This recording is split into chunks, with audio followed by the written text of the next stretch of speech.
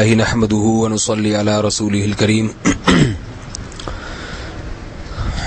ایک اور گناہ جو کبیرہ گناہ ہے اور اس پر بہت سخت وعیدیں ہیں وہ ہے جاندار کی تصویر بنانا۔ رسول اللہ صلی اللہ علیہ وسلم نے ارشاد فرمایا ان من اشد الناس عذابا یوم القیامۃ المصورون، قیامت کے دن سب سے سخت ترین عذاب تصویر بنانے والے کو ہوگا۔ تصویر سے مراد کسی جاندار کے چہرے کی تصویر، آنکھ ناک کان سمیت جو چہرہ ہے اس کی تصویر بنانا۔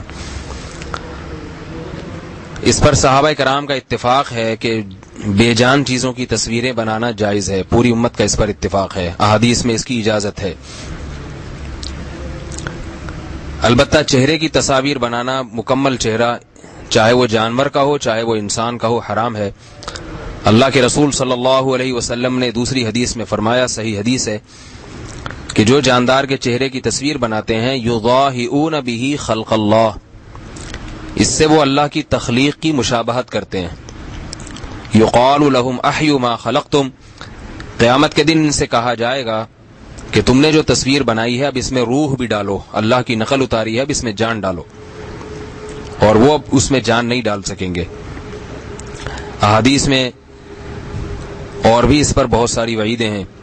رسول اللہ صلی اللہ علیہ وسلم نے ارشاد فرمایا جس گھر میں کتا یا تصویر ہو اس گھر میں رحمت کے فرشتے داخل نہیں ہوتے۔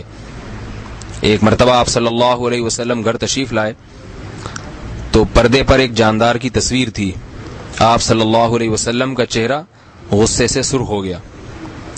امی عائشہ رضی اللہ تعالی عنہا نے پوچھا تو آپ نے فرمایا کہ یہ تصویروں والوں کو قیامت کے دن عذاب ہوگا۔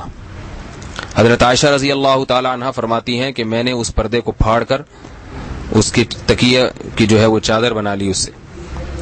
اس حدیث سے علماء نے استدلال کیا ہے کہ تصویر کو اگر پھاڑ دیا جائے تو بھی ٹھیک ہے۔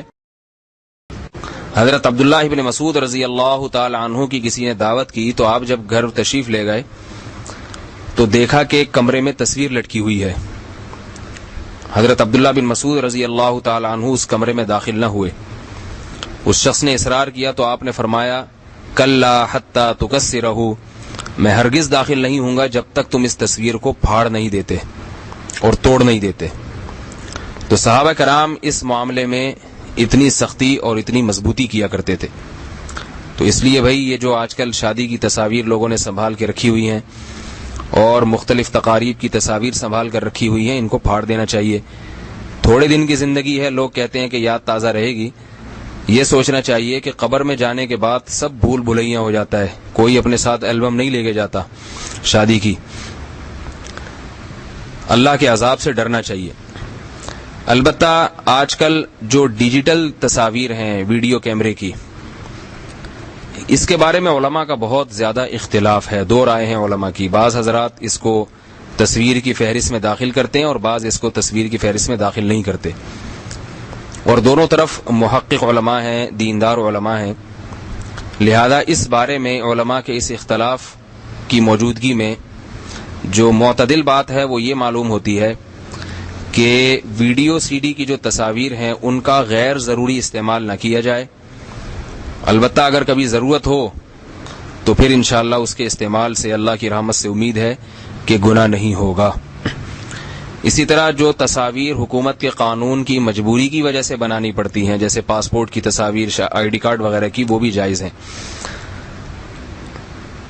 جہاں ضرورت نہ ہو لہو و لعب کے طور پہ تصویریں کھنچوانا وہ بہرحال گناہ ہے۔